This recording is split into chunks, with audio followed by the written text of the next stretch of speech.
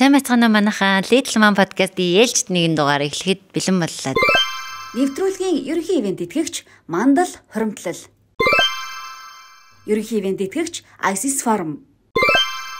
Ерөнхий ивент итгэгч Bifiron. Нэвтрүүлгийн хамтрагч Animal Pride ээжийн итгэлд туслах. Хамтрагч Nani Florist цэцгийн дэлгүүр. Өнөөдрийн бидний дугаард стилист Ган Инж хүрэлцэн ирсэн байна. Сайн байна уу? Намайг урьсанд баярлалаа. Тэгээд яг хүүхдүүдийнхээ талаар ярих гад анх ирж байгаадаа айгүй догдолж байна. Гоё урилгын маань хүлээн аваад гоё нээлттэй тгийл та гэхэд хүрэлцэн ирсэн надад бас үнэхээр гоё энэ таатай байна. Баярлалаа. Тэгэхээр хоёулаа өнөөдөр манай бас уламжлалт асуулт байгаа оролцсон ээж болгоноос асуудаг. Тэр юу вэ гэхлээр хамгийн анх ээж болох мэдрэмж, ээж болсноо мэдих тэр мөч бидний одоо хизээж мартагддгүй зүйлүүдийн нэг те. Тэгэхээр тэрнээсээ эхлэе аял. За тийм. Ээж болсон гэхээр одоо би нөгөө 4-5 настай хоёр жоох охинтой. Тэгэхээр яг 5 жилийн өмнө байж тархан л те 5 жил гарангийн өмнө. Тэгэл 6 сарын 30-ны өдөр байсан. Би тэгээд анх ээж болох. За яг ээж болох гэдэг мэдрэмж миний бодлоор бараг л жирэмсэн болохоос тэрнтэй эвлэрэх гэх юм уу, одоо тэр үүргийг ухамсарлж эхэлдэг байх л та. Одоо нөгөө гидсэндээ хүүхэд торниулж эхлэхээсээ эхэлдэг байх. Тэгээ жирэмсэн болсноо мэдээд бол их тийм сонирхолтой мэдрэмж авч исэн гэх юм уу, одоо юу гэх юм, би одоо жигнэсээ ээж болох нь шүү дээ. Одоо би ээж болох нь шүү дээ гэдэг шиг тий одоо ингэж чадах үлээ юу илээ. Тэгээ одоо би ч нөгөө ээж гэдэг хүний талаар үнэхээр яг сайн мэдэх үлээ. Би энэ хүүхдүүд одоо яаж арчлахаас ахуулаад хүн болгож өсгөх ийм том хариуцлага урж ийн гэл тэрийг одоо жирэмсэн болсноос л хойш ухамсарласан байх л та. Тэгэл мэдээж бэлтгэл хийгээл явж байгаа. Тэр болгонд чинь ингээл алхам алхмаар ээж болол явж исэн байгаа нэ одоо бодоход. Гэхдээ яг төрөх тэр процесс, төрөх мөч тэгээд хүүхэд гарч ирээд тэр хүүхдийг анх удаа хараад тэр нэг уйлах чимээг нь сонсох бодлоо юутаж зүрлэхгүй штэ. Ер нь хүн бол те натаас хүн гараад ирлээ штэ те. Ингээ яг мэдчихэл байсан л да. Одоо гарна гэдгийг мэдчихэж байгаа штэ. Энд чинь ийм том гэдтэй болчоо те. Би хайчхавтэй те. Одоо гарна штэ. Яг гарахыг нь бол мэдчихэж байгаа. Гэхдээ яг гараад ирэх чи амар сонирхолтой мэдрэмж. Би тэрийг юутаж зүрлэж чадахгүй. Тэгээд нэг надад бол зүрлэе гэх юм бол миний амьдралын яг тэр хүүхэд уйлал амьдралын шинэ chapter буюу шинэ бүлэг эхэлж байгаа юм шиг санагддаг байхгүй юу? Яг тэр хүртэл хинжээ нэг хүн байгаад тэрнээс хойш өөр хүн болсон юм шиг санагддаг юм. Харц хүртэл зөөлрдөг. Ингээд тэр авж байгаа мэдрэмжүүдийг ингээ яг юугаар ч ингэж юу яахгүй зөөрлөж хэлэхэд ингээ багдаад байгаа юм шиг тий. Ээж өвөд нэг дэх хүүхэд, хоёр дахь хүүхэд, гурав дахь хүүхэд гээд хүүхдийн тоо нэмэгдэх тусам илүү туршлагажаад яг төрж байгаа процессоо ингээд илүү мэдрээд ирдэг гинэ. Хоёр дахь дээр яасан? Хоёр дахь дээр болохоор би эхний төрөлт маань жоохон харьцангуй хүндрэлтэй төрөлттэйсэн. За баг хэдэн цаг вэ? 7 цаг өвдөж, 8 цаг өвдөж төрлөө. Тэгээд орон дээр гараад 3 цаг болсон байдгийн. Тэгэхээр орон дээр гараад 3 цаг болно гэдэг бол ээжүүдийн мэдж байгаачлан тийм зүйл уг нь байх ёсгүй байхгүй юу? Орон дээр гараад цагийн дотор төрөх ёстой. Тэгээ манай хүүхд бол яг нөгөө буруу байрлалаар C-section буюу яг нөгөө хийсвэрээр төрөх ёстой байсан байралтай хүүхд. Тэгээ эхнээсээ нөгөө харах болгон зүгээр ээжснаа сүүлийн өчт байршлаа өөрчилсөн байхгүй юу? Тэгээ ерөнхийдөө нэлээд тийм өргөн хэсгээрээ гарч ирэх болоод тэгээд тэр үед чинь нөгөө аль хэдийн C-section төлөвлөөгүй хийсвэр төлөвлөөгүй байсан нөхцөл шууд дүлээд эхэлсэн байсан учраас тэнд ямар ч боломжгүй болсон. Тэгээд өөрөөрөө төрөх болсон. Тэгээд тэр процесс надад нэлээд юм яг тэр би ингээд төрөхгөөд над дээр ингээд баг 3-4 хүн дараад те одоо тэгээд бүр ингээд тэгээд ч гарахгүй байсан байхгүй манай хүүхд яг нэг л гэдэг. Би ингээд дүлээд миний хялгсан бүх судас тасраад одоо ингээд нүүр маань улаан алаг ирээн болцсон байтлаа дүлсэн байсан гэсэн үг. Бүх нүүрний хялгсан судас тасраад. Тэгэхээр дэгөө амар юм жоохон траума өгчөж байгаа байхгүй юу? Нэлээд юм айдас болчихж байгаа шүү дээ. Хүн чинь төрөх гэдэг чинь амар байт юм лээ гэдэг шиг. Тэгээд хоёр дахь хүүхэд дээр бас л нэг тийм айдастай орж байгаа шүү дээ. Тэгэл Тэгсэн чинь харин миний хоёр дахь хүүхэд охин маань бүр ингээд хөп гулгаад ингээд хоп гэдэг шиг ингээд тэгээд одоо тийм байт юм бол төрсөн жахав гэдэг шиг. Ер нь бол надад бол яг харьцуулахад өмнөхөөс бүр ингээд хамаагүй илүү хялбар буюу хамаагүй илүү төрөх процесс амархан байсан учраас надад амар тийм сэтгэл санаа тэгээд тэр өвдөлт тэр мэдрэмжийн хувьд хоёр дахь төрөлтөн дээр амар юм илүү амар амгалан тайван тийм мэдрэмж авч ирсэн. Эхний төрөлтийн хувьд бол станарэ жинхэнэ кино шиг юм болсон болохоор тэрийг бол ерөөсөө муухай гэж хэлэх нь хашийн. Гэхдээ ер нь бол мартч чаддгүй тийм л дурсамж байд юм та. Тийм ба. Тэ ер нь ээжүүд болгоны эхний төрөл зүгээр кино цаашаалаад тийм шиг л шүү дээ. Нөгөө юм төрхийн юм нөгөө төмөр орморны завсраар толгой малгай. Тэ буцаа гарахгүй байгаа шүү дээ. Буцаа гарах орсын бол гармаар байдаг. Яг үнэн. Тэгээд хүмүүс яг тэгдэг ш. За би төрчөөд ингээл хүүхдээ хараад хэвтэж яхад ээжигээ бодсон гэл зарим нь болохоор би төрөөл ингээ хэвж яагаад энэ одоо миний хүүхд юм байх та яасан цариамуутай юм бэ? Надад одоо ийм цариамуудад гарч байгаа юм бах та юмс энэ улаан гэд тэгж боддог гинэ. Ер нь гэхдээ эхний төрөлтөн дээр л илүү нөгөө хамаг мэдрэмж маань гарсан болохоор эхний төрөлтөө л илүү ярих юм байна л да. Яг тэр хоёр дахь төрөлт төр чинь хүн юу хүлээхээ мэдсэн байгаа шүү дээ. Яг юу болдог процессыг амар сайн мэдсэн. Юм болгоны эхний юм гэдэг чинь хүндээ хамгийн угаасаа мдээгүй байх үедээ чи инхэн мэдрэмж нь гардаг байхгүй юу те. Тэгэхээр яг тэр үед бол би ингээд төрөөд миний охин нөгөө хүндрэлтэй төрсөн учраас шууд инкубатор л аваа явцсан байхгүй. Тэгээд аваа яваад эхний тэр шөнөө нэгдүгürt би нөгөө амар хүндрэлтэй төрөхөөр өвдөлт ихтэй төрсөн гэсэн үг. Тэрний дараа бас өвдөлт ингэ байгаад байсан гэсэн үг. Тэ сэтгэл санааны хувьд ч гэсэн таагүй. Тэгээ тэр эмнэлэгт ганц хүүхдгүйгээ хонж исэн ер нь. Тэгээд ингээд нэлээд юм уйлаад тэгээд жоохон юм гунигтай мэдрэмжтэй байсан. Тэгээд хүүхдээ нэг сүүгээс хаагаал нэг инкубаторт оруулаад хөхүүлдэг байсан байхгүй юу. Тэгээл нөгөөтг чинь нэг тийм дутуу төрсөн хүүхдүүд донд нэг тийм хийсэн юм гээ байж байгаа байсан. Гэтэ яхав нөгөө хөрхий энэ толгой хэсэг нь ингээд хоёр дахин хавтаа толгоон дээр толгой ургацсан юм шиг байсан учраас тэнд хөвтөжсэн.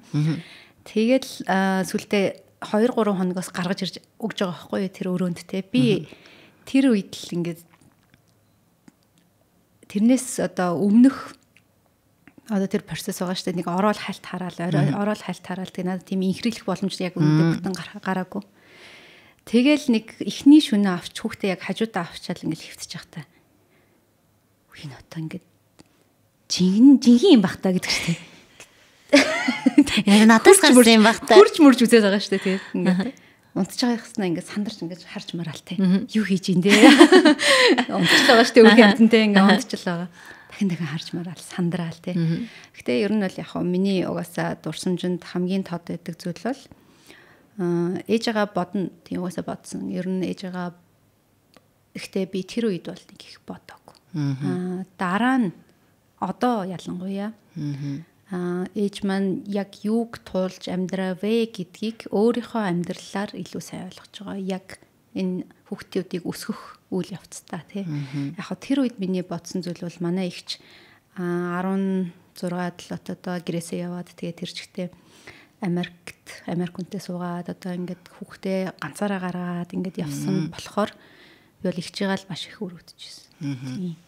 Надад бол манай ээжд бол ээж нь байсан. Надад ээж маань байна. Тэ хажууд төрөх процесс яг үнэндээ нөхөр мэдчихсэн юм бэ. Яг одоо эмэгтэй хүний ойлгодог мэдрэмжийг их хүн л ойлгодог байхгүй. Их хүний мэдрэмжийг их хүн л ойлгоно. Тэгэхээр яг тэр намайг цэвэр яг юу мэдэрч байгааг мэдэрч чадах хүн бол ээж маань шүү дээ тий. Гэтэл тэр эгчт маань тийм хүн байгаагүй байна. Ганцаараа энэ хэцүү болгоныг ганцаараа тулсан байна гэдэг мэдрэмжийг төрөөд эгч жагаад их өрөвдөжсэн доо ер нь тий. Тэр л мэдрэмж байна. Нэрээ яг тэгдэг ш. Яг хажууд ээж байгаасай гэж хамгийн хүсдэг. Хамгийн хүсдэг хүнд тий. Тийм тэгсэн мөрлөө даваад гарцсан байдаг ш. Дараа нь ингээ харахаар болцсон байж. За чадсан байна гэ те. Амар тийм хүүхдүүдэд харахаар л баярлж л байгаа. Би чадсан биш тийм. Яа гэж тийм мэдрэмжийг авч ирсэн юм байна. Яг үнэ. Ингээд хоёр ойрхон төрчихж байгаа те. Ажил мэргэжлийн хувьд завгүй ажилтай байсан. Гэхдээ ээж болж байгаа бие организм тэр чигээрээ өөрчлөгдөж байгаа. Амьдралын хэмнэл магадгүй бас өөрчлөгдөж байгаа. Ээж болохын өмнөх ган инж ээж болсны дараах ган инж хоёрын хооронд ер нь ялгаа байгаа юу? Ер нь бол бараг л ээж болол хамгийн их юм сурсан юм шиг санагддаг шүү дээ. Тэгээд яг хүн байхын талаар тий. Зөв хүн байхын талаар.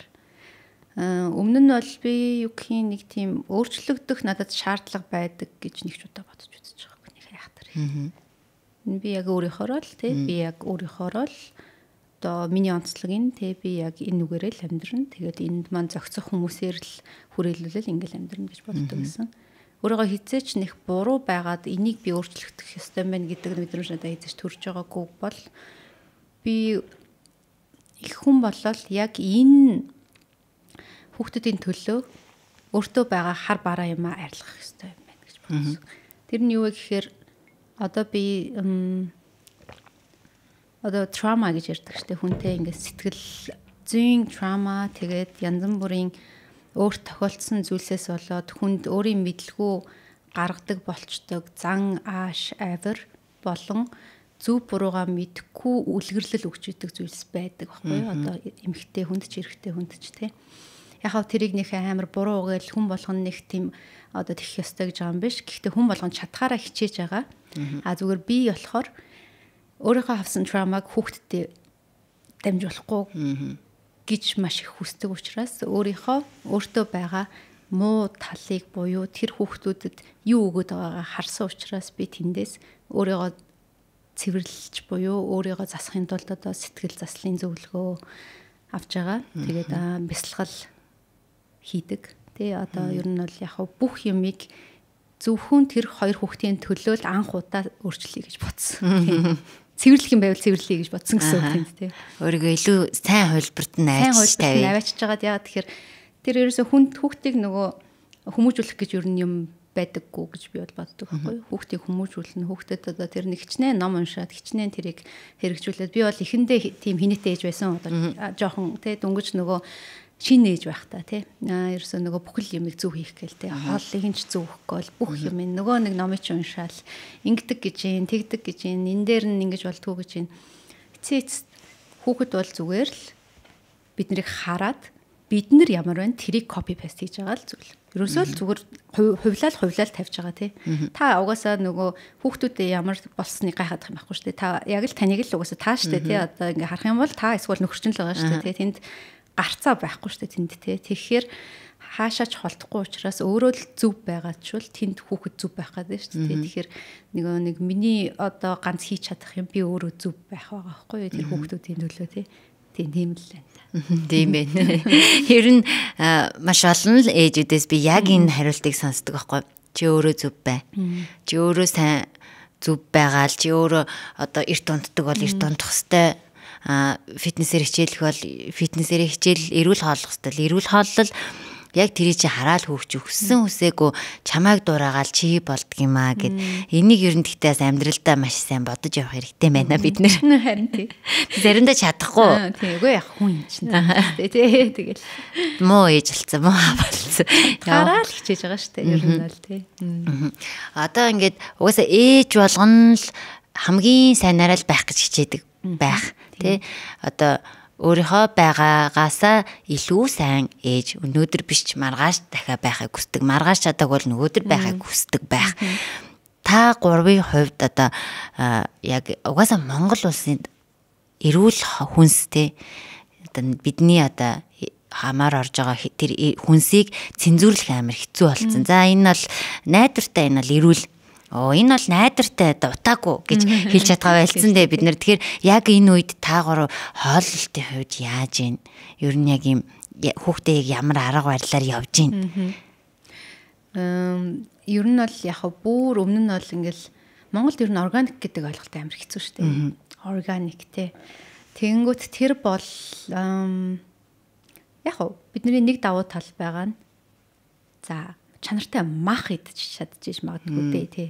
Ер нь бол яг тэрэн дээр за хүнс ногоод ер нь тэгэл хэцүү шүү дээ. Яг энэ манай хөрсөн дээр ургаж байгаа ногоог бид нар мэдж байгаа шүү дээ. Хүмүүс луун сонгон За нэг ганц хоёр тотой урамлал ургаж байгаа штэ. Бус нь мэдээж импортоор орж ирж байгаа хүнс яадгийн нөөцлөгчтэй л байж удаа хадгалдаг штэ. Тэгэхээр одоо юу гэх бодит байдал угаасаа тийм баггүй те. Гэхдээ хит амар тэрэнд амар юм obsessed буюу ингээд нөгөө донтож ингэж бүр ингэж ач холбогдол өгдөг байсан үе байсан боловч би одоо л тэгэхээр болсон.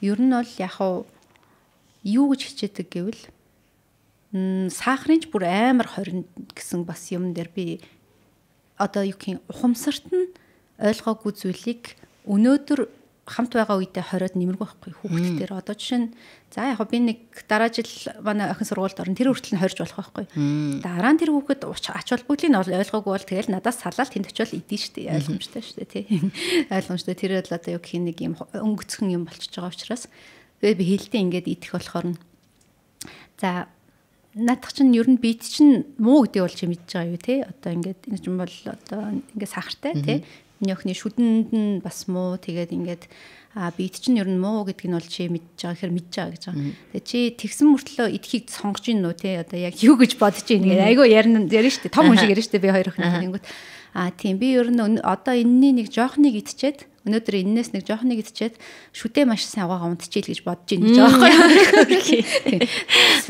За зүг тийм чи өөрөө шийдэж ин те тэгээд өөрөө тэгээд идчих гэчээд тийм маргааш бол би идэхгүй энэ гэж байгаа. Тийм маргааш бол би идэхгүй те. Гэхдээ чи хаяа бол идэж болдог те гэдэг байгаа байхгүй. Хаяа болно. Гэхдээ чи тэрийг өөрөө мэдээд сонголтоороо идэх хэрэгтэй. Тэрнээс юу гэх ээжээс айгаал те ээж ингээд ээжэд батлах гад тэр сонголт чинь өөрөө тийм насгүй сонголт болчихж байгаа байхгүй. Тийм болохоор альва юм дээр заах би өөрөө хоол хийж өгч байгаа бол мэдээж ногоо хүнс оруулаад одоо нарийн ногоо могоо оруулаад аль болох тижэлтэй хоол хийж өгч байгаа шүү дээ. Гэхдээ би тэр хүүхдээ чинь насаараа хин чадахгүй юу зөв гэдгийг өөрт нь ойлгуулах гэж л хичээдэг. Юуг зөв идэхин те тэр хүүхэд үнэхээр яагаад чихэр өөрт нь яагаад буруу юм гэдгийг нэгдүгээр ойлгох хэрэгтэй. Нүүрс бас одоо би гурилан дээр хэлт. За яг гурилыг ер нь хаяал нэг ид те баг зэрэг ид. Ер нь бол гээл сууж байгаа л ярина л да цартуул гэж байдгийг ингээд муу цартуул сайн цартуул те нэрх одоо ингээ ер нь наа чин гурил итлээгээд бит чин гол нь шин дэжилтэй юм юу ч байхгүй чамайг өсөж байгаа юу ч байхгүй те бит чин витамин өгж байгаа юу ч байхгүй тэгэхээр одоо энэ зүгээр л яг ер нь хүмүүс жоохон өлссөн үедээ гизэд үргэжл иддэг байсан зүйл тэгээ чи энийг идэх үгүйгээ те яг баг зэрэг тохируулаад гээл те тэр шалтгааныг тайлбарлаж өгөхөд ойлгоно штэ хүүхд чинь хүүхд амар ухаантай бид нэрийн бодож байгаагаас ухаантай тэгээд одоо нэг жишээ нь өчигдөр тэгэхэд мантун бууз идчихсэн талын гурилынхын талыг орхичсан байна тэгэхээр энэний ингээд орхиж байгаа юм уу те гэдгсэн чинь тийм хитрхи их болчлоо гинэ гурилны хэмжээ хитэрсэн гинэ за те харин тийм чи айгу бас зүг ойлгосон байж тээ те тэгэхээр хүн ер нь өөрөө сонголтоо хийж сурах хэрэгтэй юм чинь те тэр чинь одоо жоох өгч гэсэн хувь хүн шүү дээ ер нь би тэгжэл бодож зүгээр л шалтгааныг л ойлгох гэж хичээдэг. Тэгээ бид нэр гол нь бид нэр хараагүй үед яах вэ те одоо тэр чинь бид нар хэн чадахгүй шүү дээ тэнд те яг үнэ би тэгээд л тэр хүнтэй ч гэсэн санал нэг байна гэдэг шиг тий. Яг л баланс буюу яг хим хэмжээг тааруулах ч ер нь бүх юм дээр л хам гол юм шүү ер нь тий. Тийм байна. Яг л үнэ. Цаашдаа ч гэсэн хэдүүлээ бас тийм байя гэж тий. Хит нөгөө нэг сайн ээж явах гал тий. Ээж ер нь тэгдэг штэ. Хит сайн ээж явах гал өөрөөсөө бүр илүү тийм нөгөө юмыг ингээ өөртөө тавьсан те шалгуурын тэгэл тэрэндээ хүрх гээл ингээл уурлал стресстэй сүүлдээ нөгөө бүр шалан дээр хөрсөн ч юм байхгүй зорьсон ч юм байхгүй те тэр бидний маш том алдаа тэр байдаг байх гэж би хараад байгаа. Одоо сүүлийн үед ингээл сүүлийн үеийн хүмүүсд л маш ухаантай хэрсүү тэднийг загинж болохгүй тэднийг одоо ингээх хэвээр тэдний үгээр байх хэвээр гэл тэгдэг штэ. Энэ тал дээр та гурав юу нэг яаж ажиллаж байна? Бид гурав бол яхав ингэдэг. Би түрүүний хэлсэнчлэн би яг хоёр охиндоо том хүн шиг л ярьдаг. Ойлгох бүрэн чадвартай гэдэг нь мэддэг болохоор тэгээд ч манай хоёр охин бас одоо хүмүүс гайхаад байгаа шүү дээ. Айгу том юм яа. Айгу философик юм ярина те. Айгу лаг амьдралын ухаан тийм шүү дээ. Юу гэж байгаа юм гэхээр сая би хоёр охиндоо ярихыг одоо яг чин сэтгэлээсээ ярилцахыг амар сайн хичээдэг. Тэгээд хэрвээ ярилцахтаа буюу хэлмээр байгаа зүйлсээ ийм нэг завсарт нь хэлдэггүй. Зүгээр одоо ингээ явж байгаа л зүгээр ингээд хөө чи тэрийг ингээ тэгхэсгүй үстэй гэж бодныг амар хэлэх. Тэрийг аль болох жоохон бага байжгаад за энд сууя. Хоёлаа ярилцъя тий. За одоо ингээд яг нэг өрөөнд ороод хаалгаа хаагаад нэг төвшөнд гол нь суугаад тэр хүүхдийг дээрээс нь харж болохгүй учраас хамтдаа ингээд яг нэг төвшөнд суужгаад за чи ер нь өөрийгөө юу буруу хийсэн гэж бодож байна тий. Тэгээ энийг ингээд би ингэсэн. За одоо чинь юу гэж тайлбарладаг гэхээр би ер нь бол гоншгонж гин гэж байгаа тий. Нэгдүгээрт би гоншгонж гин. За. Хоёрдугаарт би дүүгээ дээрлэгч гин. Тэгээ гуравдугаарт би худлаа ярьж байна тэр хэлтэй. Ингээ яг ингээд юмудаа хэлчихэд за окей чи тэгсэн болоод тэгээ чи энийг ер нь яавал дээр байсан гэж бодож чинь те энийг яах хэрэгтэй байсан гэж чи бодож чинь гэхээр өрөөндөө ороод уурхныг тайвшруулах хэрэгтэй байсан гинэ. Одоо тэр ингэж орилж морилохгүй те ингээ ямар гэрхий тексттэй байсан гэж тэгтээ тгээгүй шүү дээ. Тэгтээ тексттэй бол мэдээд байна те. За тэгээд дүүг бол одоо тэгж дээрлэхэж болохгүй хүн болго ирэх тэгш мэх шиг айгүй лаг юм яриа шүү дээ. Тэгээд за одоо ингэх хэрэгтэй байсан тий. Тэгээд чи энийг яагаад ингэж чадсангүй те чи юу гэж бодож ин гэхээр би ингээд яг удирдах бол үнэхээр чадсангүй гэж аахгүй юу тэн дээр. Тэгэхээр яг хөө ингээд энэ удаад ингэсэн байж болно чи тэгтээ дараагийн удаа хичээх юм байна те гэхээр хичээнэ гэж байгаа тий. Ерөнхийдөө бид гурав яриад нэг иймэрхүү юмнууд явуулсан дандаа. Тэгээд чи юу гэж бодож чинь чи цаашдаа энийг яа гэж бодож чинь те. Заримдаа бүр би энийгээ засмаргүй байх гэж хэлсэн шүү дээ сайхан тий. За одоо тэгвэл тэгээд за окей энэ дээр одоо тэгэл хоёлаа юу яа тий. Ер нь яаж арайд дунд нь хоёлаа одоо зөвшөлж болох уу гэл айгу том хүн шиг тийм зөвшөлдсөн маягийн юм явагдаж байгаа байхгүй юу тий. Гэхдээ яг би тийм төгс хүүхд руугаа ойрлдгоо уралд хүүхд ээж гэж бол хэлэхгүй. Би бол яг л хүн учраас хүний сэтгэл хөдлөл гарна. Тэгээ янз бүрийн алдаа гаргана. Яг саяных шиг аль болох хичээдэг байхгүй юу ингэж харьцаж ингэж ажиллахыг. Гэхдээ би уурлаад хүүхд руугаа орилоод юм уу загинцсан хойноо заавал ярилцдаг. Очоод за ингээд сая болсон энэ юмны талаар чи юу гэж бодож байна вэ? Тэгэхээр би одоо жишээ нь юу гэж санагдсан гэх тэгэнгүүт юу болсон би ээжээ уурхан болоод манай хоёрхан нөгөө юм QKZ гэж цэцэрлэгт явдаг. Тэгээд дандаа мэдрэмжийн тухай ярьдаг. Тэгэнгүүт ээж уурхан болоод би гунигхан болсон. Тэгээд би буруу юм өөрөө хийгээд гэхээр наавгүй. Минийхэн яг тийм чи буруу юм бол хийсэн те. Гэхдээ ээжийн уурлсан бол ээжийн асуудал. Тэгэхээр би бол уурлах нь миний буруу байсан. Тэгээд тэрэн дээр бол ээж нь уучлаарай. Тэгтээ ээж нь хүн болохоро авс алдаа гаргадаг. Чи ч гэсэн хүн юм чинь чи алдаа гаргаж байгаатай адилхан би ч гэсэн хүн учраас би алдаа гаргаж байгаа. Тэгээ ээж нь энэ ууран дээрээ одоо ажиллана тий. Одоо энэ дээрээ би бол ажиллаж байна. Чи ч гэсэн энэ дээрээ ажиллаарай. Хойлоо одоо ингэж байна. Тэгэнгүүт тийм манай ээж чинь уг нь бол хайрхан баяр баясгалан. Заримдаа уурхан болдог. Тий айгүй юм ярина тий. Тэгээ би айгүй хөөрхөн тиймэрхүү юм ярина. Гэхдээ яг аль болох чадхаараа уучлалт гуйдаг. Яг тухайд нь өөрийнхөө буруу бол өөрийнхөө буруу, миний уур бол миний асуудал гэдгийг өөрт нь илүү илэмшэрхгүй дараа нь ээж уурлсан нь миний буруу те ээж юу н ийм байгаа нь би юу н буруутай гэдэг мэдрэмж те үлдчихвэл тэр хүн чинь насаараа бүх хүний өмнө буруутай юм шиг бүх хүний ядлыг үүрч чандрын штэ те тэгэхээр тэр болгоныг бид нэр тооцох ёстой угаасаа юу н бол тийм бидний үүрэг нь тэр хүнийг ухаантай болгох мундаг хүн болгох биш тэр хүнийг хүн шиг хүн болгох байхгүй юу тийм. Би одоо ингээд манайх подкаст чи ер нь хийгдээд бас айгүй богино хугацаанд ээжүүдэд хүрж байгаа байхгүй. Тэгээ одоо нэг 12 3 дахь ээжтэйгээ ярилцаад сууж хахад надад дөнгөж сайн нэг ийм мэдрэмж төрлөө л дөө. Манай хоёр хүүхэд айгүй гоё л нийгэмд өсөж байгаа юм байна. Ярилцаад сууж байгаа ээжүүд мэдээлэл, туршлага үнэхээр мундаг байна. Тэнгүүд надад нэг ийм мэдрэмж төрөд байгаа ингээ багтах мэдрэмж. Хүүхдүүд маань энэ хүмүүсийн хүүхдүүдтэй нэг нийгэмд амьдрах нь штэ ямар гоё юм бэ гэж бодоод байхгүй бүгд хичээж гин бид нар те бүгдээрээ гоё хичээж гин тэгэхээр энийг үзэж байгаа ээжүүд маань ч гэсэн те бүгдээрээ хичээе бүгдээрээ л хүүхдүүдээ сайн мундаг хүн болохыг хүсэж байгаа те тийм ч бүгдээрээ л хичээж энэ нийгэмд сайхан мундаг хүүхдүүдийг л бий болгоо л та. Яг үнэ. Тэгвэл тэгээд миний хүүхдүүд аз жаргалтай байх нь тодорхой байх нь шүү дээ, тий. Бөөнөрөө хичээчих юм бол бүгдээрээ л гой хүмүүстэй харилцаанд орж гимтэл авахгүй нь шүү дээ. За тэгээд нөгөө түрүүн мэдрэмжүүд гэж ярьжсэн шүү дээ. Уурхан, хайрхан гэл тий. Тэр мэдрэмжүүд дээр бас ээжүүдтэй ингээд хэлэхэд ээжүүд бид нэр болохоор зөвхөн ингээд хүүхдийнхаа ингээд сэтгэл зүйг, хүүхдийнхаа мэдрэмжийг аявих боддог гинэ. Өнөөдөр чамд ямар байна? Ангийн найзтайгаа яасан? Тэр чамаа гомдоосноо ч юм уу тэгдэг гин. Тэгсэн чи эсэргээрээ нөгөө эцэг эхчүүд бид нар өөрсдийнхаа мэдрэмжийг хүүхдүүдийг харж байхад гаргаж явах хэрэгтэй гэнэ л те. Одоо өнөөдөр надад амар гонхтой. Өнөөдөр миний ажил үнэхээр бүтсэнгүү.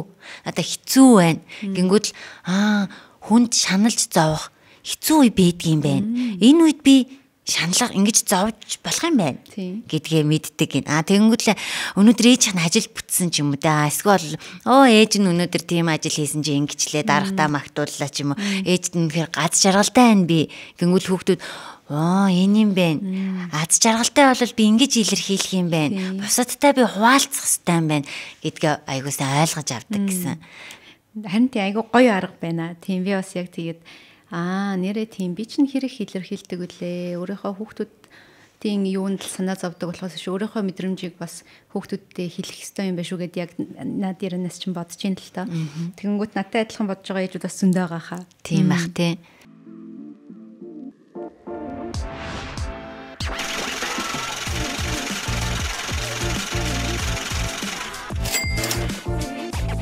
Мандал хуримтлал үрдэг биш хуримтлуулдаг аппликейшн. Вирусын эсрэг дархлаа дэмжих хөлөлтэй Vifiro амьсгалын замын цочмон халдварлан вирусээр үүсгдэг бусад халдвараас урьдчилан сэргийлэлт эмчилгээнд хэрэглэн Vifiro. Эмийн завраас гач нөлөө хориглох заалтыг уншиж эмч эмзүүчээс асууно.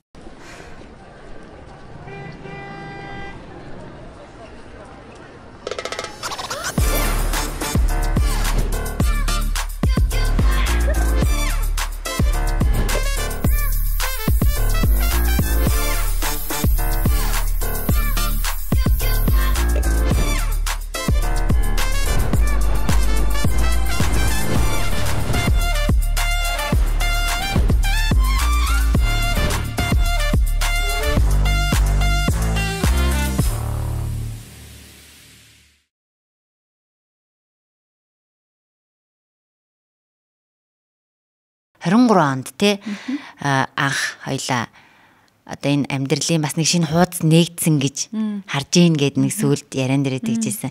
Энэ тухай ярилцъя. Тэгээд энийг яг яаж хүлээж авсан. Гэхдээ харьцангуй хүмүүс мэдж байгаа байх. Гэхдээ сонирхож байгаа ээжүүд байгаа. Тэгэхээр хоёлаа энэ тухайгаа яриул. Хорт тавдрын тухай ярьж шүү дээ. Тийм би одоо 2023 оны 11 сард анх хорт тавдартай гэдгээ мэдсэн гэхээр одоо нэг жилийн болж байна. Тэгээд яг би жилийн дотор хорт хавдрын сүүлийн шатнаас одоогоор хавдрын тэг болтлоо эдгээд энд сууж байгаа гэдэгтээ нэгдүгээрт маш их баяртай байгаа. Хоёрдугаарт хоёр хүүхдийнхаа төлөө төвчсөн төвчээр маань надад энэ хүчийг өгчээ гэж би бол бүрэн хэлж чадна. Одоо хүнд нэг юм амьд үлдэх ямар нэгэн шалтгаан тэгээ ямар нэгэн зүйл хүч өгдөг гэж үзвэл миний бодлоор бүр их хүний хувьд хүүхдээс нь хүчтэй илүү юм байх боломжгүй. Одоо ер нь хоёр хүүхдээ ээжгүй өсөх тэр хүүхдүүдийн амьдралд би байхгүй байна гэдэг ямар ч сонголт байхгүй гэж шийдсэн буюу миний шийдвэрийн үр дүн гэж харж байгаа байхгүй юу. Энэ бол цэвэр хүн сэтгэлдээ шийдээд итгэсэн бол тэр зүйл биелээ олдог гэж бол би хэлж чадна. Ялцчгүй хүн бие гэдэг бол аль хэдийн буугаад өгчдөг. Ер нь хүний бие бол даах хэмжээ гэж байгаа. Хүний биед сэтгэл бол өөрийн харах өнцөг болон өөрийнхөө дааж чадна гэсэн тэр хүний дотоод сэтгэлийн хэмжээг л дагаж тэр хүч ирдэг болохоос биш. Одоо за ингээд болоо гэдэг юм бол байдаг. Тэр бол яг л тэр хүнд дотроо ямар хэмжээний сэтгэлийн хүчтэй байх вэ гэдэг хүн өөрөө шийдэж байгаа. Ер нь тэрэн дээр надад хэрвээ хоёр охин маань байгаагүй бол тэр хэмжээний хүч гарахгүй ч байсан байж магадгүй. Надад тийм шалтгаан байхгүйсэн байж магадгүй цаашаа үргэлжлэх тий. Тэгэнгүүт би тэрэн дээр зүгээр л энэ хүүхдүүдэд миний өгч чадах юм маш их. Энэ хүүхдүүдийн амьдралд миний оруулах хувь нэмэр хэний ч өөр орлуулах боломжгүй зүйл учраас би амьд үлдэх хэрэгтэй л гэж бодож тэмцсэн гэх юм уу тий. Тийм болохоор би одоо 2 хүүхэд охиндоо бол маш их угаасаа за баярлах юм гэхээсээ одоо миний бодлоор баяр хайр майр ярилтгүй миний ганцхан нөгөө бодлого урсаж гардаг хайр баяр баясгал бол тэр хоёр л байхгүй юу. Тийм болохоор тийм тэрэн дээр бол тэгжил одоо давж гарч исэн байна. Тэгээ одоо ч гэсэн үргэлжлүүлээ тэмцэж байгаа хүч маань ч гэсэн тэнтэл байна. Ямар нэгэн шалтгаангүй ямар нэгэн шаардлагагүйгээр урсдаг хайр чинь нөгөө ээж хүүхдийн хайр гэдэг ааш хамгийн үнэн хайр гэж нэрлэдэг ааш тий. Тэгэхээр хүний энэ одоо гарт баригдахгүй, нүдэнд харагдахгүй тэгсэн мөртлөө хүний энэ дотор нэг амар тийм хүчтэй сэтгэл зүй гэж нэг юм байна тий. Тий. Яг үнэ. Ер нь бол тийш тий. Тэгэл угаасаа хүний чинь одоо юу гэх юм амьдралд хэцүү зүйлс аягүй их олон тохиолдож болно тий. Тэгээд бүр нэг за давхгүй гэсэн даваанууд байж тээ хүндтэй энийг давхгүй юмсан гэдэг даваанууд ирэхэд яагаад надад энэ тохиолдчихвоо би эний чинь чадахгүй за би бол одоо үнэхээр бууж өглөө гэж бууж өгөх сонголт хүнд байгаа. Үгүй бол энэ надад юу ойлгуулах гэж ирвэ энийг даваад гарвал надад юу илүү ирэх вэ буюу би яаж илүү хүн болох боломжтой вэ? Энэ бол шийтгэл биш боломж юм а гэж харах. Тэр бол тэр өнцөг өөрөө амар их сэтгэлийн хүч өгнө хүнд.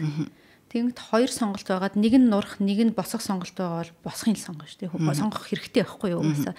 Тэгэхгүй бол одоо тэгээд нурахын сонголоо гэд хин хожих юм те. Нурахын сонголоо гэд ер нь бол би сэтгэл буугаад өгсөн цагт би буугаад өгчин тэгэл ер нь бүх юм нуурна штэ тэр үед тий. Тэгэхээр тэрийг бол хүн өөрөө л шийддэг асуудал гэж би бол боддог. Тийм дотроо л шийдэж байгаа асуудал. Тийм ээ өөрөө өөртөө нүүр тулаал тий. Одоо тэгээд ингэ жил болж байгаа юм байна тий. Тэгэхээр нэг сайн нүд гэсэн чинь хавдрын ис ингээд тэг заасан гэд тэр тухай ингээд жоохон дэлгэрүүлээд ярих юм бол яг эмчилгээ бол яг үр дүнтэй болсон. Одоо биеинд байгаа тэр нөгөө хавдрыг үүсгэж байгаа ис гэж нэг юм байгаа ш. Тэр исүүд итвэхгүй болсон гэсэн үг. Хавдрын стик гэдэг маань яг одоогоор миний биед итвэхтэй хавдар байхгүй байх л гэсэн үг. Одоо тэгэнгүүт тэр нь юу гэсэн үг гэхээр миний одоо туссан хавдар бол цусаар тэр чигтээ тархацдаг хавдар байхгүй. Тэгэхээр дахих хизээл бол хизээ дахихад бэлэн байж байгаа гэсэн үг. Тэр суур нь биеэс хизэж алга болохгүй гэсэн үг. Хавдрын одоо суур мэдээлэл те одоо тэр миний биед бүр ингэ шингэсэн байгаа гэсэн үг. Тэгэхээр тэр бол дахих магадлал хизээд бэлэн зүгээр дахихгүй байх зүйлийг нь л би өөрөө хийж агаад за нэг 2 жил маш сайн байчвал нэлээд эрсдэл буураад 5 жилийн дараа жинхэнэ утгаараа cancer free буюу хавдаргүй хүн гэдэг мэдээг авах боломжтой байхгүй юу. Тэгэхээр тэр хүртэлх тийм нэг гам гэж одоо манай Монголын яриад байгаа гам барих тий одоо өөрийгөө хайрлах цаг хугацаа яг 5 жил байх хэрэгтэй гэсэн үг. Одоо тэгээ яг яаж энэ Монголдо 90 очин байна уу? Би 90 очин тэгэл нөгөө хяналтанд яваал байж байгаа. Угаасаа хавдрыг байнга хянуулж авах хэрэгтэй. Тэр хавдар одоо идгсэн гэдэг мэдээ бүр 5 жил хүртэл байнга хяналтанд орж тэр хавдрээс итгэж гин үү би яаж ийн бүх юмыг маш сайн зураг одоо юугаар компьютер томографаар хянаад тэ цусаар хянаад ингээд явж явах хэрэгтэй байхгүй. Тэгээ миний хувьд бол одоо яах юм бэ гэвэл одоо зүгээр л 2 охинтойгоо аз жаргалтай амьдрна. Тийм ер нь ийм л зорилго байна надаа тийм. Яг хөө бусад ажил карьер тэ янз бүрийн өөр зүйлс бол зүгээр л тэр нөхцөлийг маань бүрдүүлэхэд тусалж байгаа хүчин зүйл гэж би харж байгаа. Амар амгалан байх, 2 охинтойгоо эрүүл байх. Тэгээд энэ одоо аз жаргалыг буюу жижигхэн өмнө нь анзаараагүй явсан юм болгоныгоо яг жинхэнэ мэдэрсэн шиг мэдэрч 2 хүүхдээ өсгөж энэ аз жаргалыг мэдрэх гэдэг миний амьдралын зорилго болцсон. Өмнө нь ч байсан байх. Гэхдээ би тэрийг бол жоохон хийсвэр байсан гэж бодож байгаа. Ер нь бол ажлынхаа хажуугаар хүүхдүүдээ хардаг байсан байх. Одоо бол хүүхдүүдийнхаа хажуугаар ажиллаа хийн гэх юм уу? Тийм. Тэгж бодож байгаа. Тэгээд тэр бол яг нөгөө одоо миний 2 охин одоо утгагүй өрөөндөө ороод хаалгаа хахаас өмнө гэдэг шиг тий. Тэрнээс нь өмнө барьж авч тий надад би тэр хүүхдүүд надад аз жаргал хайр өгж байгаа шүү дээ. Надаас илүү те. Ер нь бол би тэр хоёрт өгж байгаагаас илүү өгж байгаа учраас тэрийг нь би авч чадах дээрээ тэрийг би хангалттай авъя л гэж бодож байгаа байхгүй юу? Марин тий. Одоо тэгээд юу анх хоёлаа ямар шинж тэмдэг одоо энэ ээжүүдэд сонирн байх л та ингээд яг яасан бэ, яг яаж мэдсэн бэ тий, яг ямар процесс болсон бэ гэдэг аюу сонирхолтой байгаах. Тэгээд энийг ярьснараа ээжүүд ч гэсэн эргээд би чи нэрээ юу лээ, би чи нэрээ нэг очиж үзүүлээ даач гэдэг юм уу, тэр сэтлийг нь бас төрүүлэх байхаа. Тийм би тэр талаар ер нь бас өөрийнхөө яаж олж мэдсэнс гадна ганц нэг одоо хүртэл жоохон ойлгосон юмнууд хадлаа яривал бас хэрэгтэй байх гэж бодож байна. Тэгээд яг миний хувьд бол за эхний ээлжинд хүмүүс ингээд за яг нэг шинжлэх ухааны талаас нь яриа те ингэх юм бол имлэг талаасаа одоо яг анагаах талаасаа ярих юм бол хамгийн ихэнд мэдэж болох байсан шинжилгээ бол цусны шинжилгээнд дэр цагаан эсийн хэмжээ өндөр гарсан байсан. Цагаан эсийн хэмжээ өөрчлөлттэй буюу хэлбэлцэж хит өндөр гарна гэдэг бол айгүй зүгээр байж байгаа тэхгүй гэсэн. Ер нь бол заавал ямар нэг юм биш болсон байж ич дархлааны систем тэгж их тэмцээд цагаан эсийн хэмжээ их болсон байгаа гэсэн. Тэгэхээр тэрийг хүмүүс айгүй үйл ашигт юм байна. Би үйл ашигтай. Тийм учраас хэрвээ ингээд шинжилгээ өгөө цагаан эсийн хэмжээ их гарвал хавдрын суур байх магадлал хамгийн их өндөр. Тийм болохоор яагаад би тэгж тэмцээд байна те дархлааны хэсгийг тэгж амар хөдөлгөөнд оруулаад байна гэдгийг цаашаа шинжилүүлэх ёстой. За тэгээд эрт илрүүлэг гэдэг маш чухал. Эрт илрүүлэг жилд нэг удаа бүтэн биеийн шинжилгээ өгөх. За ийм шинжилгээ би бас өгч чадаагүй. Гэхдээ энэ хүмүүсийг бас өгөөсэй гэж яагаад бодоод байна гэхээр энэ процесс бол эрт илрүүлэг гэдэг за одоо чинь нураа төв өнтер гэж байна шүү дээ тий. Очоод нэг өдөр зарцуулаад за нэг сарын цалингийнхаа талыг зарцуулаад тэр шууд яг хүний эрүүл мэнд гэдэг хамгийн чухал үнцэнтэй юм дээр бол үнэндээ өгнө. Юу ч байх хэрэгтэй байхгүй юу? Хүмүүс зүгээр л тэрийг одоо юу гэх юм тийм боломж гаргах ёстой ер нь гэсэн үг тийм. Өөрийнхөө төлөө тэр хэмжээний юмыг бол гаргах ёстой. Тэгээд за очоод үзүүлээд ингээд эрт илрүүлэг гэдэг юм яадаг вэ гэхээр танд шууд өвчний чи хэлж өгөхгүй. Очоод бүтэн биеийн скан хийлгээд аль газар чинь асуудал байж болох уу гэдэг магадлалыг гаргаж өгнө. Тэгэнгүүт за жишээ нь илэг чинь нэг жоохон өөрчлөлттэй гарлаа. За ингээд одоо юун дээр хөхний хэсэг дээр булчирхаан юм бөөгнөрөл үүссэн байна гэж гарлаа гэх юм бол нарийн эмчтэр нь очоод тэрийг лавшруулж үзүүлээд явжсаар байгаад хавдрын суурийг хүн ер нь тэгж одоо хөөж олж мэддэг байхгүй юу. Тэгээд ингээд мэддэг. Над шиг тэрнээс биш байсан гэж явж ирсэн аа. Хавдар нь 10-ыг харцсан 13 см хэмжээтэй ийм том хавдар болсон хойно зүгээр тэгшгэн сууж чадахгүй болсон хойно имлэг очих ёсгүй гэж хэлэх гээд байгаа. Би бол тэгж чадаагүй. Тийм болохоор хүмүүсийг анзаарахтай байгаад байнгын шинжилгээнд ороод бүр ингээд энийг бүр нэг юм зуршил бүр машиныг тос солидог шиг гэдэг яриад байгаа шүү дээ. Одоо жилд машины үзлэг шиг эрүүл мэндийн үзлэгт ороод тэрийг бол нэгдүгээр даадах хэрэгтэй. Хоёрдугаарт яг нөгөө талаас нь би ярий. Өвчин гэдэг юм ер нь яагаад үүсдэг вэ? Тэгээ одоо өвчин ер нь яагаад үүсдгийг, хорт хавдар ер нь яагаад үүсдгийг. Ялангуяа Монголд хорт хавдрын өвчлөлийн айгүй их хувийг эмэгтэйчүүд эзэлж байгаа. Тэр дундаа хөхний хорт хавдар болон умаа үзэний хорт хавдраар хамгийн өндөр өвчлөлттэй байгаа. За яагаад тэр өвчлөл үүсдэг гэж шинжлэх ухааны тайлбар бол байгаа шүү дээ. Одоо юу гэх юм тэгэл төрөх процессээс болоод эсвэл тэр аборт ингээл янз бүрийн юмнаас болоод үүссэн байж болно. Зүгээр нөгөө талаасаа за нэг магадгүй жоохон мухар сүсэг шиг сонсогдож магадгүй. Гэхдээ за бас нэг даваад гарсан хүн ярьж байгаа хувьд арай магадaltaй байж магадгүй гэж сонсоосоо гэж хүсэж байна. Энэ бол цэвэр гомдол.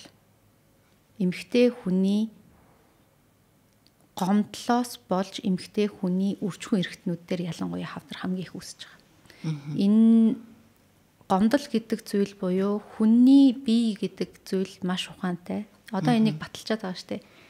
Гомдол үүсээд стрессийн хэмжээ хит өндөр болоод тэр чинь өдөр болгоны чинь гомдол гэдэг зүйл чинь хамгийн амар нь энд чинь нэг гомдол үүсээд ингээд хизээч мартахгүй тэр чинь ингээд далд ухамсарт чинь байнга нөлөөлдөг учраас стрессийн хэмжээ чинь хүртэл өндөр, кортизолын хэмжээ чинь хүртэл байнга өндөр яваад тэгээс үлдээ энэ тархинд чинь ийм за одоо ингээд тархи болон зүрх хүлээж авч чадхаа болоод ирэхэд бие рүү ордог. Энийг өвчин буюу хорт хавдрын суурь ялангуяа болох магадлал хамгийн өндөрөө гэж энийг бүр шинжилгээ ухаанаар хүртэл одоо батлаад эхэлсэн байгаа. 9 хэмжээнд нөлөөтэй.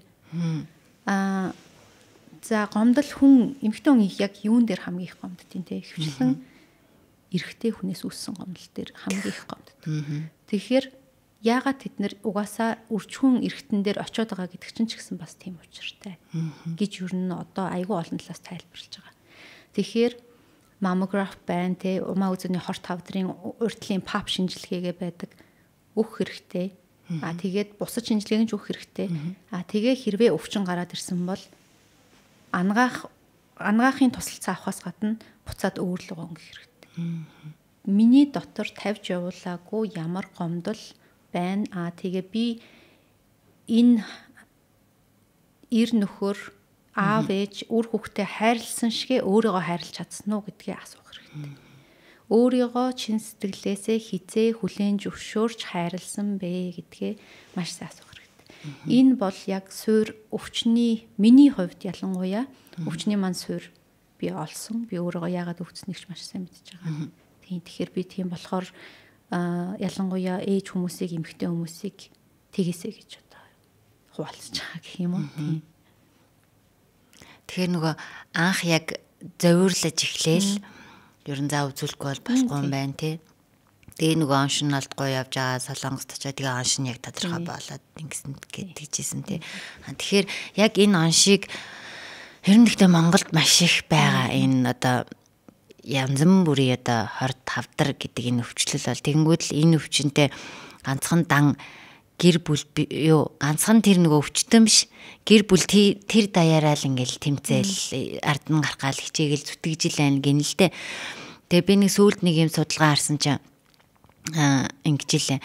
Ер нь л яг ийм хорт хавдрын өвчлөлттэй хүмүүсийн гэр бүлийн нөхөр нь ингээ хорт хавдартай боллоо гэхэд эхнэр нь хамт байдаг бараг 80% нь хамт байж тэр уюудыг давж ингэж одоо эрүүл болвол тий ингээд цаашаа амьдрал үргэлжлэн явдаг гэж байгаа. Тэгсэн чинь эмэгтэйчүүд хорт хавдар туслаа гэхэд 20% гэсэн юм.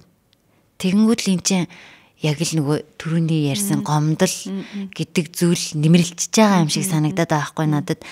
Ингээд яг тэр үеийг ингээд давж гарахад ер нь эцэг гэхээс илүү хань ижил гэж сонгосон тэр хүн л дэргэд байвал бас нэг хүч болох нэг шалтгаан болдог хүүхдүүдээс гадна тий.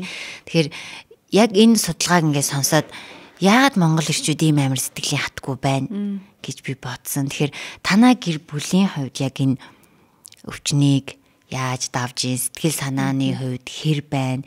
Одоо гэхдээ жил болсон харьцангуй айг болж байгаа.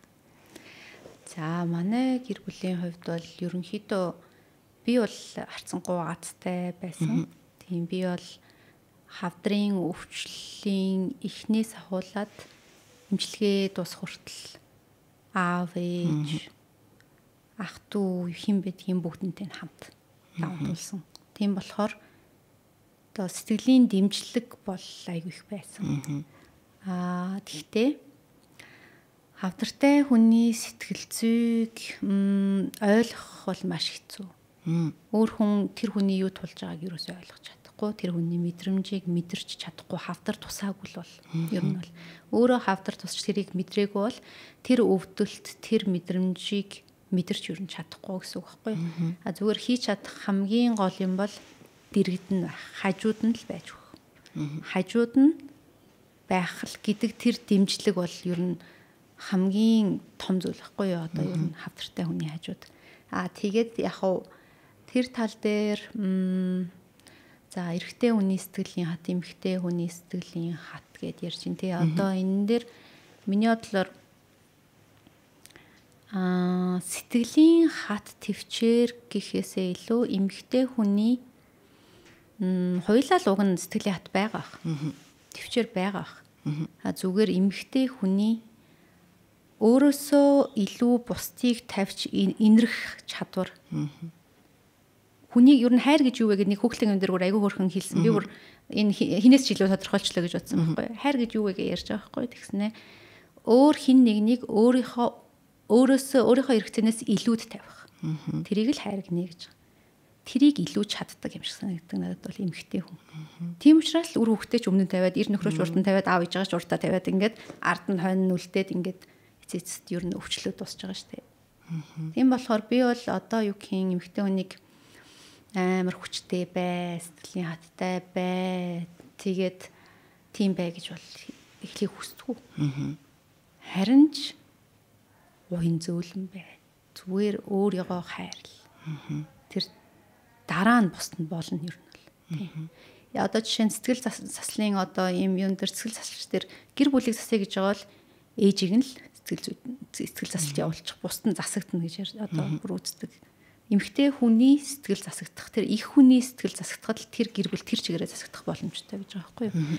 Тэгэхээр эхний ээлжинд өөрийгөө хайрлаагүй, өөрийгөө бүрэн халамжлаагүй эмэгтэй хүнээс одоо хоёр охин хүүхэд юу үлгэрлэж харж сурахгүй гэдгийг би одоо нөгөө хүчтэй охин өсгөх биш, хүчтэй эмэгтэй хүн өсгөх биш, өөрийгөө хайрлах чаддаг эмэгтэй хүн өсгөхийн тулд би өөрөө тийм байж ич тэр хүүхдүүдэд тийм үлгэрлэл өгч чадхаар юм байна гэдгийг маш сайн ойлгосон болохоор эмэгтэй хүмүүсийг ерөөсөө хүчтэй бай гэж хэлэхгүй би жоохон хуваач. Жоохон хуваач. Өөрсдөө ихлэ хайрл. Тэг гараад яваад маникюр, педикюрт ороо, тэр массажа хийлгэл хийлгээд. Тэгээ өнөөдөр яг үннийг хэлэхэд тэр зарим юм дараа болно. Тэ өөрийгөө тэрийг тэр гадны тэгтээ ямиг бол би нэг сүртэй хайр гэж бол хэлэхгүй. Тэр бол зүгээр яг өнгөц ч гэсэн өөрийгөө жоох ингээ бөөцөл тэ. Тэрнийхаа дараа дотгошоогоо өнгөгөөд өөрийгөө хүлээн зөвшөөр, бясалгал хийж хэрвээ сонирхдаг бол бясалгал хий. Тэр йогт яв те сэтгэл заслт явмаар байвал яв, тэр подкастыг сонс юу гэдгийг ямар нэгэн байдлаар өөрийгөө ойлго, өөрийгөө хайрл. Тэгээ тэрний дараа тэр бусд хүмүүс болно. Тийм бай. Одоо нөгөө ээжүүд маань бас угаасаа сонсохыг маш хүсэж байгаа нэг зүйл байна. Тэгэхээр энэ асуултыг би асуухгүй байхаас өөр надад дарааga алга тэгээд хариулахгүй байсан ч болно гэж би хэлмээр байна. Тэр юу вэ гэхлээр гэр бүлийн хүний тухай угаасаа бас сошиалар бас нэлээд явсан. Ингээл харж байгаа талдсан билээ шүү дээ. Бүр ингээд баг болоод нэг тал нь үгүй гэ нөгөө тал нь тийм гэд ингээд баг болцсон. Тэгэхээр энэ тухайас асуухгүй байж болохгүй хаа. Энэ талаар болохоор би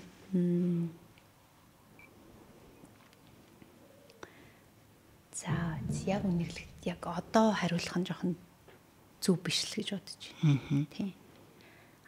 Энийг би арай өөр цагт мөчөд өөр хэлбэрээр хүмүүс мэдэх байх гэж бодож байна. Тэгээд яг одоо бол хариулах цаг биш. Тэгээд энэ нь болохоор тухайн хүнийг одоо юу гэх юм би тэр одоо нэг гэр бүлийнхаа талаар тэр мэдээллийг хуваалцахдаа тэр хүнийг ингэж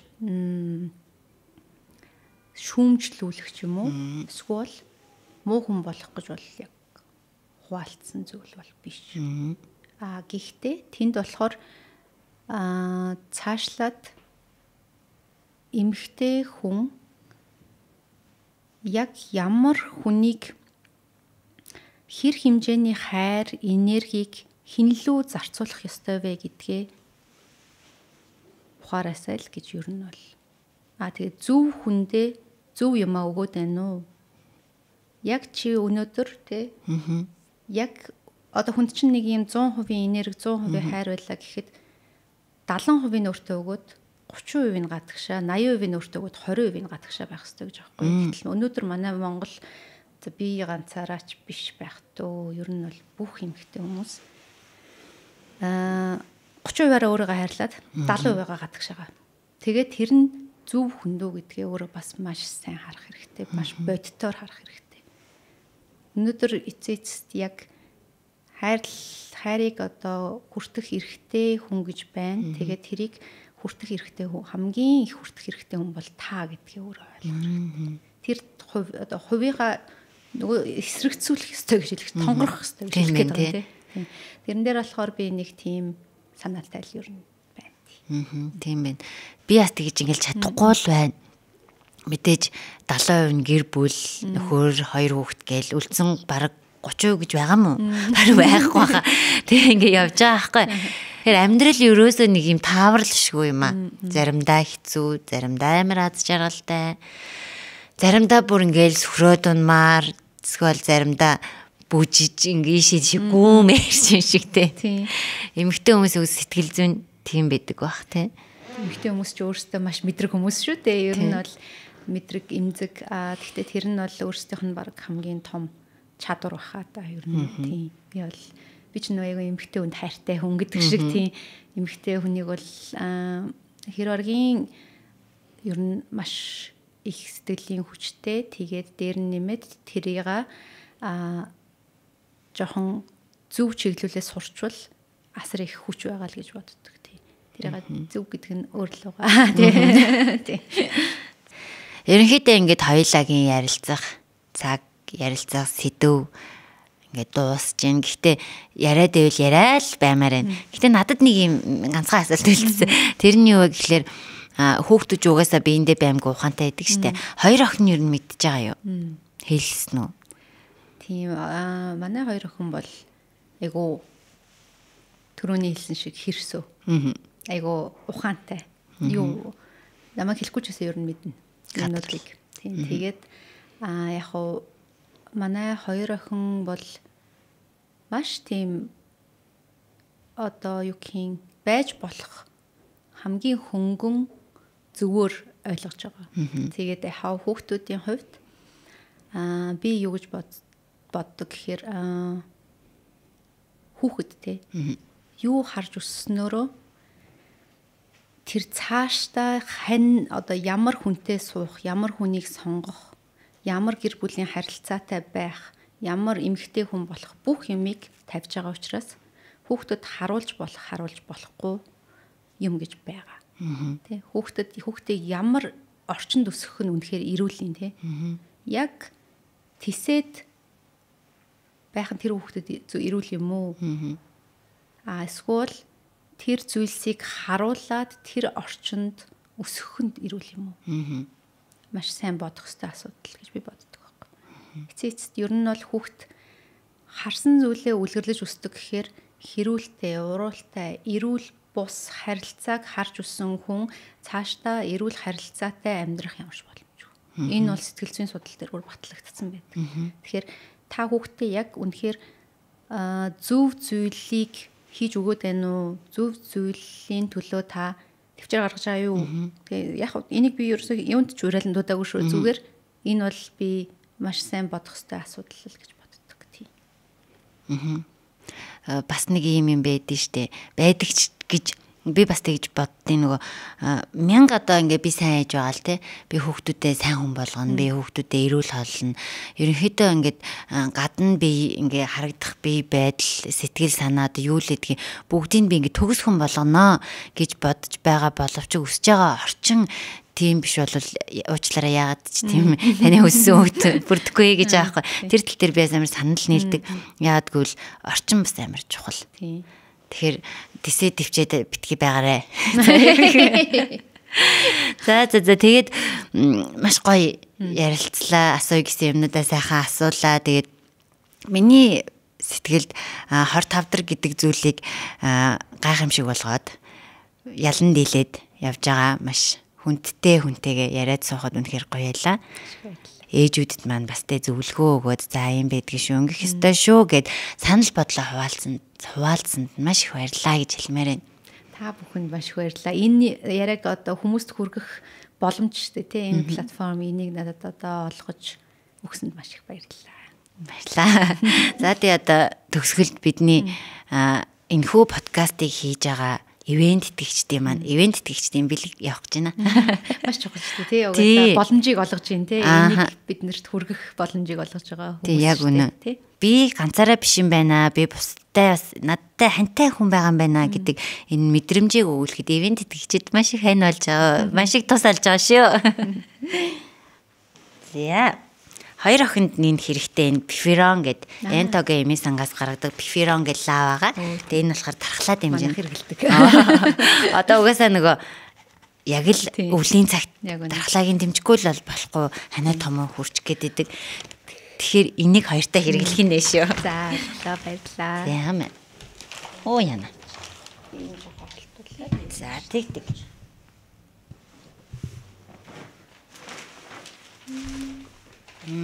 Энийг хараад ер нь мэдж байгаа. Тий. Хамтарч ажилладаг байсан. Тэг хэрэгэлдэг байсан тий. Аха. Тэгээ би нэг юм сонсч байсан мэт тэр үнэн хутлааг нь би мэдгүй шүү. Нөгөө 25 дарын нөгөө имчилгээ хийлгэж жахад арьс ер нь аягүй хураашдаг гинэ. Маш хуурай болдог. Тийм шүү дээ. Бүр зарим хүнийх бол бүр хагараад ингээд гар хуруунд бүр юу гэх баг ингээд салаад нэг хэсэг нь ингээд бүр энтерч мэнтрэд эхэлдэг байхгүй. Тэр чинь бүр амар химийн хуурайшилт гэдэг бүр тийм нэр томьёо байгаа. Тэгэхээр энэ угаасаа маш сайн чигшүүлдэг шүү дээ. Баярлалаа. Хүүхдүүдтэй ч бас хэрэгжилж болно. Баярлалаа. За тэгээд бидний дараагийн хамтрагч дараагийн ивент итгэж бол мандал хоримтлал хамтарч ажиллаж байгаа. Мандал хоримтлалыг л мэдгүй хүмүүс байхгүй хаа. Одоо үед сүүлийн үед нөгөө хоримтлал гэдэг зүйл бидний амьдралд маш чухал болсон.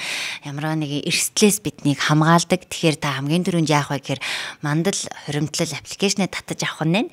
Тэгээд энэ ч та зүгээр мөнгөө л хоримтлуулчих. Тэгэх юм бол мандлын мэрэгжлийн ажилчид маань таны мөнгийг бонд тэгээд хадгаламж хувьцааг ингээд олон хэсэгт хуваагаа таны мөнгийг өсгөж өгөхний та тэгээ өөр юу ч хийхгүй гэсэн. Тэгэхээр мандал хоримтлалын хүч гэж маш их юм байдаг. Ялангуяа олон жилээр хоримтлал үүсэх юм бол тэрний үр шимийг хүртэх тийм маш тийм өндөр хүүтэй гэсэн. Тэгэхээр та бүхэн маань бас мандал хоримтлалыг сонирхоод үзээрэй гэж хэлмээр байна. Дараагийн бэлэг Ямар их хэлтэй бэ?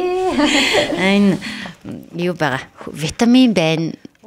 Nature Plus гэдэг одоо яг Монголд одоо үйл ажиллагаагаа явуулаад 5 дахь жилдээ болж байгаа. Тэгээд одоо ийм юу оруулж ирэх мэдхүү те тийм юу оруулж ирж байгаа юуны дагуу гэх юм уу хадгалах тийм горин ментер алдагдаагүй. Ямар ч гэсэн яг нөгөө нэг хугацаанд Монгол хүүхдүүдийг эрүүл витаминаар хангаах юм зорилготой ийм газар аа. Тэгээд эндээс 2 охинд нь витамин бэлгэлж байгаа. Тэгээд дархлаагаа сайн дэмжээд витаминаа уугаад Баярлалаа. Би эднийхийг яаж мэддэг гэхээр би нөгөө шинэ ээж гэдэг дэлгүүр ажилладаг байсан. Жапонд. Тэр үед Nature Plus Animal Parade гэдэг энэ бол яг Америкт бол нэлээд ревю өндөртэй явдаг бүтээгдэхүүн. Айгуу сайн витамин. Ээж нартай хэлэхэд. Тэгэхээр одоо яг нөгөө энэ яг нэг өвлийн уйлралд угаасаа л нэг нэмэлтээр ингэж жоохон хүүхдүүдэд ингэхгүй бол хэцүү болчиход штэ хэдүүлээ. Тэгэхээр витаминыг ер нь бол яг гэхдээ тунгийн нэвтрүүлж болохгүй те. Тунгийн яг тааруулаад яг уух хэмжээнд нь өдөр тутамдаа уулгаад гэхдээ бас байнга уулгаж болохгүй. Ерөнхийдөө бол өвлийн цагтаа уулгажаад 100 мунаас ер нь сайхан уулахгүй байвал зүгээр эдэг. Би тэгжийнх нь байгалийн одоо цагаан эдэний дарах янз бүрийн витаминыг өөр газраас авах хэрэгтэй гэсэн үг шүү дээ. Өөрийнх нь дархлааг бас ингэ ажилуулад те. За дараагийнх нь Нани флорист гэдэг цэцгийн дэлгүүрээс бидэртэй хамтарч ажилладаг. Тэгээ энийг өнөөдөр яг өөрт чинь зориулаад маш их баярлалаа. Би бол цэцгэн цэцтэй нугсгүй хөнгөж шигээ. Яг энэ цэцэг шиг гэдэг үнэхээр үзэгсэлэнтэй харагдаж байна. Ямар хөөрхөн юм бэ. Зээмэ. Цэцгэн дургүй ер нь нэмхтэй өнгөж бас байхгүй хөө тий. Тэгээ энэ витаминуудыг бас нэрээр бэлгэлж аа. Би энэ уудан дотор хийчихье. Айгу олон сарын хэрэглээтэй болсон шүү дээ. Тэгээ хоёртаа сайхан үсээ цэцэрлэгч явахаар ч одоо тэгээд хэцүү байгаа. Манай нөгөө цэцэрлэгч гоё штэ гэдэг шиг нөгөө нэг ханиад нэдгээгээд очингууд дараагийн ханиад нь гэдэг шиг тэр бол гэхдээ одоо хинийч буруушилтэй. Тэгэл манай нөхцөл байдал те одоо нөгөө цаг уурын л одоо бас асуудал байна л та. Тэгэхээр энд одоо хэдүүлээ яаж иж байгаа л даваал гарна штэ. Тэгэл удахгүй дулаан цаг болол нуруу тэнийх бах та. За тэгээ өнөөдрийн подкасттай маань хамт байсан ээжүүдээ баярлалаа. Урилгын маань хүлээн аваад хүрэлцэн ирсэн гаинжтэй бас маш их баярлалаа. Надад үнэхээр таатай байлаа. Надад ч гэсэн маш их таатай байлаа. Ярилцаа суухад их гоё хал ундуулаа мэдрэмж авлаа. Баярлалаа. Тэгээ ээж нартаа бас хамгийн их аз жаргалыг хүсье. Айгу хамгийн их хайрыг хүсье. За тэгээд подкастын маань дугаарыг хүрээд өндөрлж байна. Тэгээ дараагийн дугаараар уулзлаа. Баяр таа.